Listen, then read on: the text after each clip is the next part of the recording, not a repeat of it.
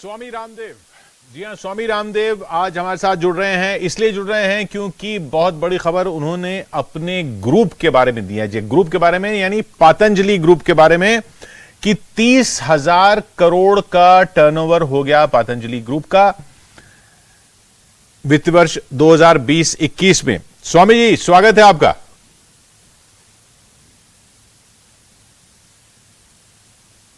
बहुत बहुत प्रणाम किशोर भाई, आपको भी। और न्यूज 18 जो पूरे देश में फैला एक बहुत बड़ा नेटवर्क है जो लोगों को न्यूज देता है, व्यूज देता है और आगे बढ़ने के लिए हौसला देता है। प्रणाम। 30,000 करोड़ का टर्नओवर कैसे हो गया?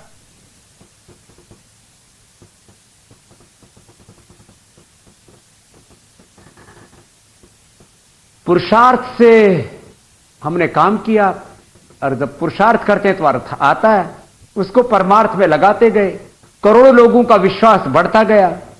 हमने योग के साथ उद्योग को लिया, संस्कृति मूलक समृद्धि के पथ पर आगे बढ़ते गए। जब योग करेंगे तो कर्मयोग के रूप में पूरा ये ब्रांड है, ये वेल्थ है, ये प्रॉस्पेरिटी है, ये तो पीछे पीछे चलती है। ये तो भगवान का विधान कहो, लॉ ऑफ नेचर है, ये तो यूनिवर्सल लॉ है।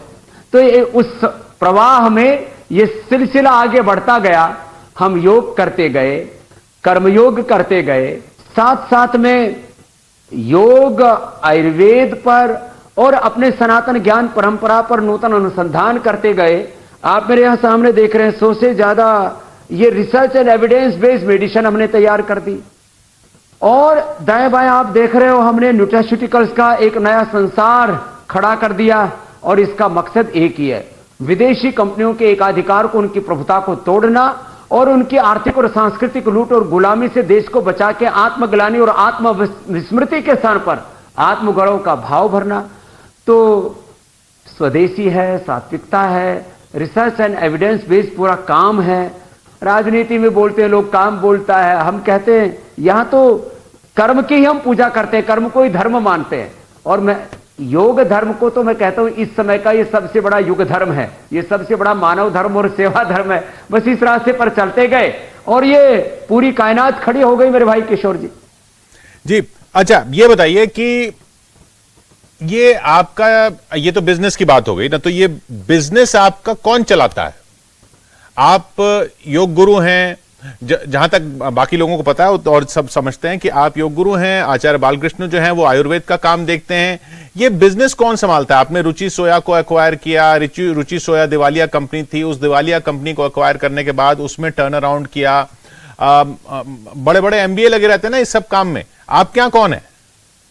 हमारे पास में 25,000 से लेकर के 50 लाख, 1-1 करोड़ और अब तो 2.5 करोड़, 5-5 करोड़ की सैलरी पाने वाले लोग हैं।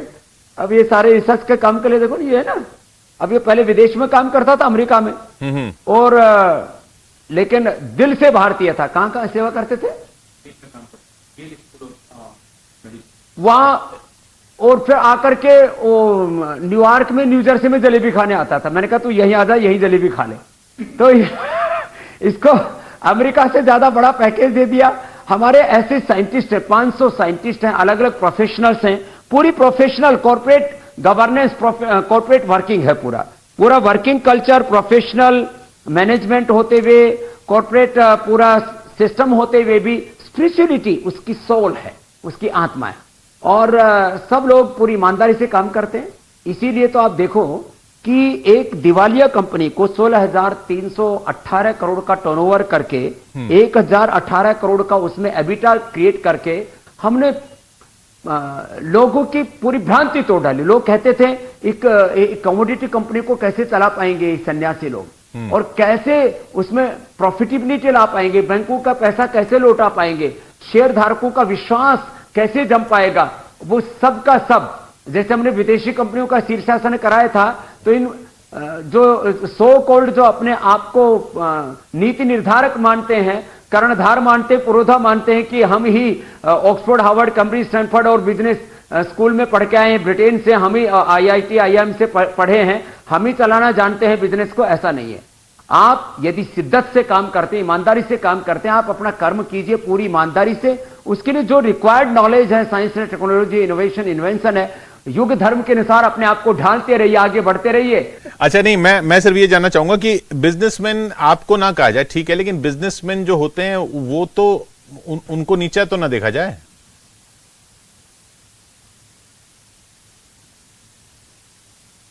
बिजनेस को कभी भी हमें अपमान की दृष्टि से नहीं देखना चाहिए। इस देश में व्यापार को एक गलत दृष्टि से देखने की जो शुरुआत हुई वो हमारे सो कॉल्ड कुछ जो लेफ्टिस्ट लोग हैं इन्होंने की, कि बड़े बड़े गाड़ियों में चलने वाले, बड़े बड़े बंगलों में रहने वाले या हजारों करोड़ का साम्राज्य खड़े करने वाले सब बेईमान लोग हैं, तुम्हारा खून चूस करके बने।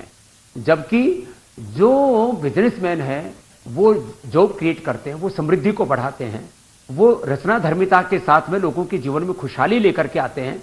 तो ये इस सोच से हमें बचना चाहिए कि जो भी बिजनेसमैन है वो चोर है। हाँ, कुछ लोग चोरी चकारी भी करते होंगे, वो एक्सेप्शन है, लेकिन 10, 20, 50 हजार, 1 लाख करोड़ का टर्नओवर खड़ा करके कोई देखे तो सही, कितना उसके लिए खून पसीना बहाना पड़ता है। और वो भी हमारे जैसे कोई यदि करे कि अपने लिए, स्वामी रामदेव की 1 इंच जमीन नहीं, 1 रुपए कोई बैंक बैलेंस नहीं, और जो भी आज तो हम क्योंकि अब लिस्टेड कंपनी और पतंजलि को भी आगे उस दिशा में कब कैसे लेकर के जाएंगे बताएंगे।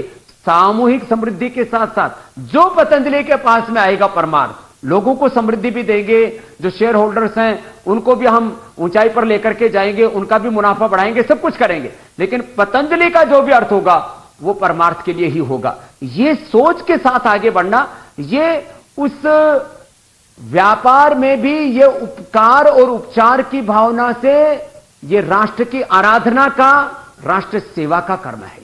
और ये ट्रस्टीशिप की भावना जिसको महात्मा गांधी जी ने कहा था, ये प्रॉस्पेरिटी फॉर चैरिटी, ये अर्थ से परमार्थ की जो यात्रा है, यदि इससे कोई जुड़ जाए तो इससे बड़ी बात क्या हो सकती है। विदेशों में भी ऐसे बहुत से लोग हैं, वॉरेन बफेट से लेकर के, जुकरबर्ग से लेकर के और बिल गेट्स आदि, वो भी बहुत बड़ा अपने संपत्ति का हिस्सा दान देते हैं। हमारा तो 100% दान के लिए, लोक कल्याण के लिए, विश्व कल्याण के लिए है। इस भावना से कोई काम करे तो यह भी हो सकता है।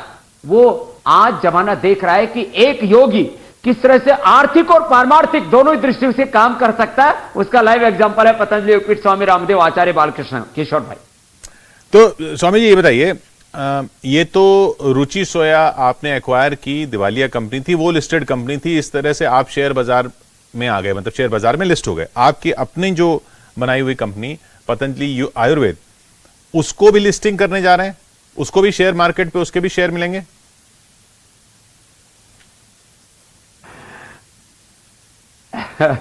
अभी तो देखो रुचि सोया के 4300 करोड़ का एफपीओ लेकर के आ रहे हैं। अब उसमें अब पतंजली का भी बिस्किट तो डीमर्ज कर ही दिया है, और पतंजलि का ये जो आप दाएं बाएं तरफ प्रोडक्ट देखो, अभी तो 25 प्रोडक्ट ही आपके सामने हैं। अभी ऐसे 50 प्रोडक्ट्स की पूरी रेंज आने वाली है, जिसमें man super food, women super food, kid super food, health nutrition, sports nutrition, general nutrition, ये सब के सब की पूरी रेंज है। अभी भी क्योंकि इस देश के अंदर करीब 80% लोगों को विटामिन डी की डेफिशिएंसी है, करीब 50% लोगों को कैल्शियम की, करीब इतने ही लोगों को आयरन की, प्रोटीन आदि की डेफिशिएंसी है। करीब आधी आबादी औसतन हमारी अलग अलग प्रकार की डेफिशिएंसी से पीड़ित है।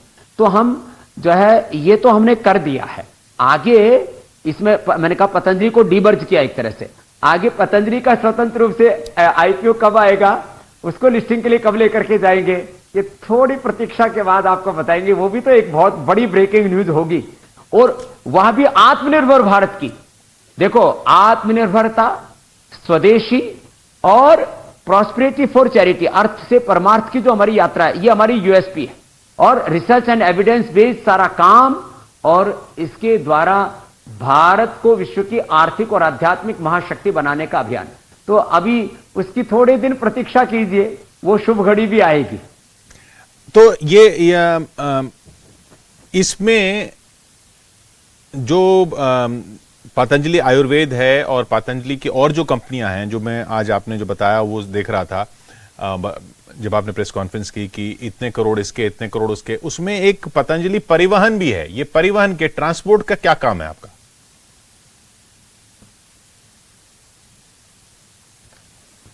देखो, जब कोविड में चारों तरफ सन्नाटा था, बड़ी बड़ी कंपनियां यूनिलीवर से लेकर के और नेस्ले और जितने भी और दूसरी कंपनियां, चाहे डाबर हो, चाहे और देसी विदेशी कंपनियां, वो एकदम सन्न रह गई थी कि अब करें क्या। हमारे पास 1000 से ज्यादा ट्रक्स हैं और इसलिए एक दिन भी पतंजलि बंद नहीं हुआ।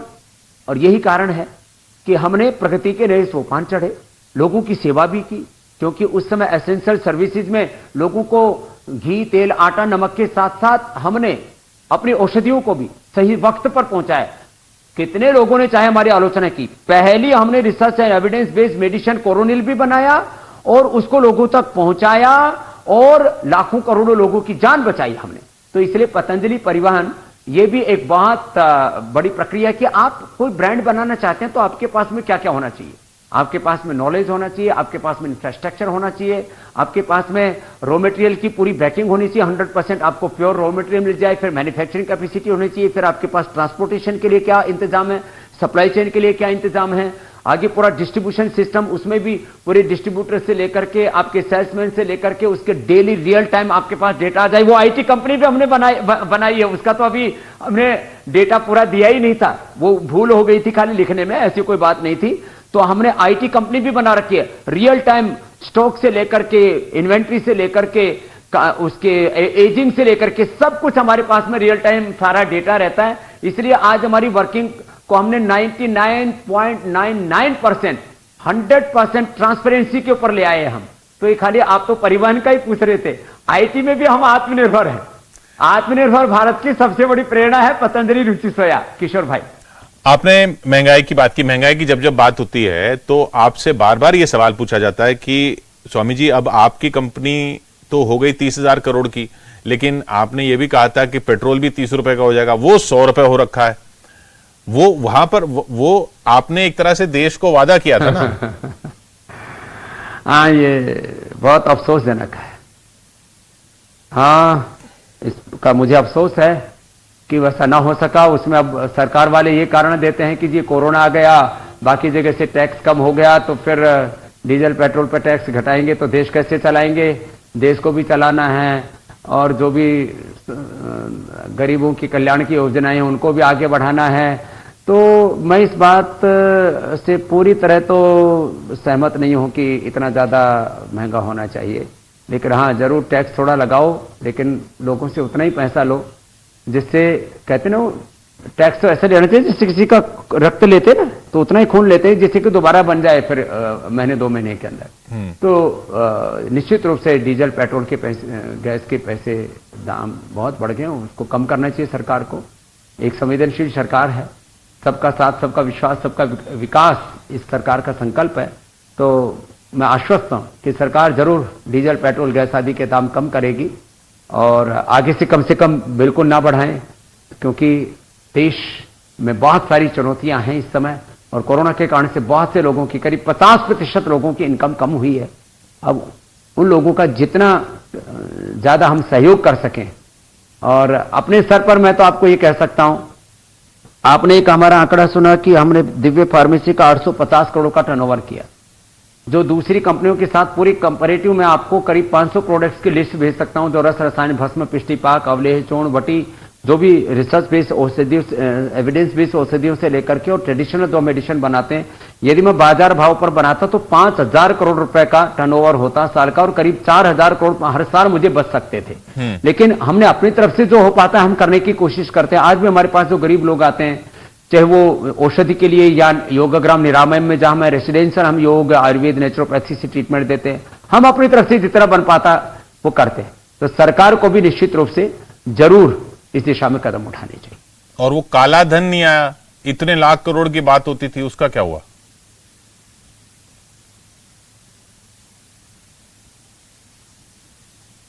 हाँ, कुछ तो काला धन देश के अंदर से निकाला, कुछ बाहर से भी लेकर के आए, लेकिन उसमें भी अभी और काम करने की आवश्यकता है। नहीं, तो क्या मोदी जी लगे हुए, वो एस्टिमेट सही था या एस्टिमेट सही था या एस्टिमेट गलत हो गया था? तंत्र को लगा रखा उन्होंने, तो हमने काले मन के ऊपर ज्यादा फोकस कर दिया, उन्होंने काले धन की जिम्मेदारी उन पर छोड़ दी हमने। अच्छा, ये बताइए, रोजगार को लेकर बहुत सवाल होते हैं। अब आपकी कंपनी 30,000 करोड़ की हो गई, आगे आप इसको कर्ज मुक्त भी करने वाले हैं, रोजगार कितने लोगों को देंगे? ये मिशन 2025 जो आपने बोला है, ये इसमें देश के कितने लोगों को रोजगार मिलेगा?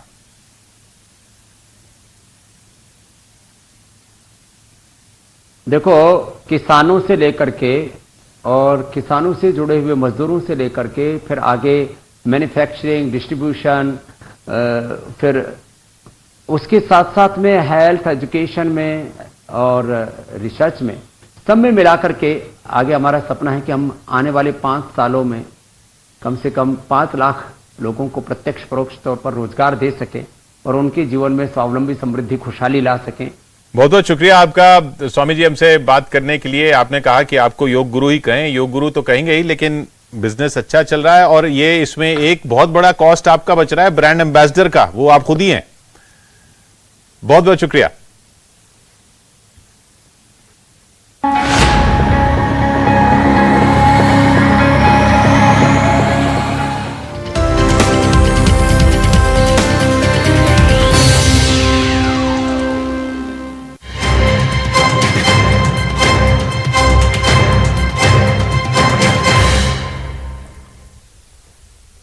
रायपुर से बड़ी खबर आ रही। बस संचालकों की जो हड़ताल चल रही थी वो खत्म हो चुकी है। परिवहन मंत्री के आश्वासन के बाद हड़ताली मान गए।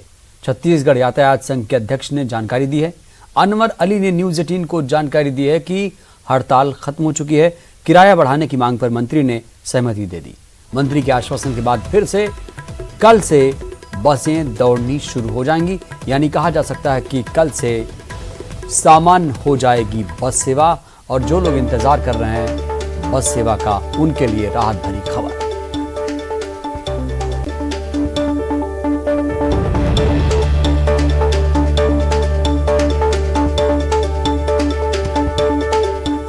बेहद ही बड़ी खबर। परिवहन मंत्री के आश्वासन के बाद हड़ताल खत्म हो चुकी है।